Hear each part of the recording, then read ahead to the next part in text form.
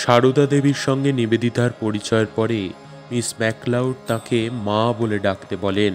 তখন নিবেদিতার বুকে ব্যথার মোচড় লেগেছিল। একে মা বলবো, কিন্তু তাতে কি আমার নিজের জননীর ঠাঁই হারিয়ে যাবে না আমার মন থেকে? না, নিজের মা হারিয়ে যাননি। নিবেদিতা অবিলম্বে বুঝেছিলেন নিখিল জননীর অন্দরমহলে তার নিজ জননীর ভালোবাসার আসন আগে থেকেই পাতা আছে। শ্রী মায়ের সঙ্গে প্রথম পরিচয়ের দিনটিকে নিবেদিতা নিজ জীবনে মহালগ্ন বলে মনে করতেন বলে পরবর্তীকালে এই দিনটিকে নিবিড় আবেগে স্মরণ করেছেন। আগামীকাল সেন্ট প্যাট্রিক দিবস। 1 বছর আগে এই দিনটিতে আমরা সকলে মাতা দেবীকে দর্শন করেছি। মিস ম্যাকলাউডকে বলছেন, তুমি আমাকে ওই পরিবারের অন্তর্ভুক্ত করে দিয়েছিলে। জানো, আজ থেকে ঠিক 6 বছর আগে আমি মাতা দেবীর চরণ দর্শনে গিয়েছিলাম। মায়ের কাছে আশ্রয় পাবার পরে নিবেদিতা নামক মায়ের ছোট্ট খুকিটি মায়ের কাছে কেবলই ঘুরঘুর করতেন। আমি একাদশী করছি মজা করে।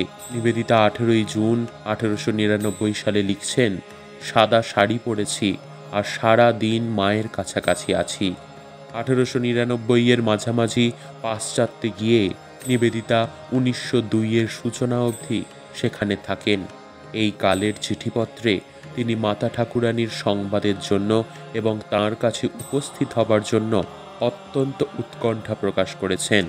তাঁর লেখা থেকে মনে হয় তাঁর কাছে শ্রী মা যেন অসীম সমুদ্রে ভাসমান জাহাজের মাস্তুল দণ্ড, যেখানে সমুদ্র পাখি ফিরে যায় সন্ধ্যার আশ্রয়ের জন্য সারাদিনের পাখা মেলা সন্ধানের পরে। তুমি যথাসময় কলকাতায় গিয়ে মাতা দেবীর কাছে যেতে পারবে। নিবেদিতা 25শে ডিসেম্বর 1900 সালে মিস ম্যাকলাউডকে লিখছেন, আমার কি যে ভালো লাগছে তা ভাবতে। কি কাণ্ড! তুমি 16 নম্বর বোসপাড়া লেনে মাতা দেবীকে দেখবে। ভাবতেও অপূর্ব লাগে। অনেক দিন ধরে মাতা দেবীর জন্য উদ্বিগ্ন, তার কাছে ফিরে যেতে খুবই ব্যস্ত। তোমার গতবারের চিঠি পড়লাম। মাতা দেবী জোর দিয়ে বলেছেন আমাকে ফিরে যেতেই হবে। পড়ে খুবই আনন্দ হলো। সারা অর্থাৎ মিসেস বুল যদিও উল্টো কথা বলেছেন, তবু ধরে নেওয়া যায় আমি বেরিয়ে পড়েছি। মাতা দেবীর কাছে ফিরে যেতে সমস্ত মন প্রাণ ব্যাকুল। শীঘ্র ভারতে ফিরে যেতে পারলে খুশি হব।